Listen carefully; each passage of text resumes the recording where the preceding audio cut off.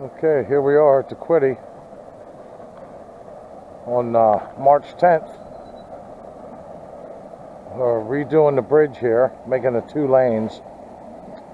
So we're just checking it out. It's a little high to fish right now. We just had rain all last night. But this is the Spruce Street Bridge being redone. There's a walk so they can get back and forth over the creek. I don't know if I trust that much.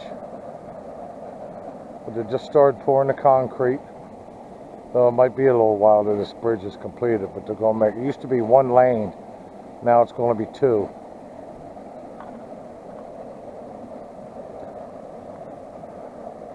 That leads to in-town Anvil, other side of the creek there.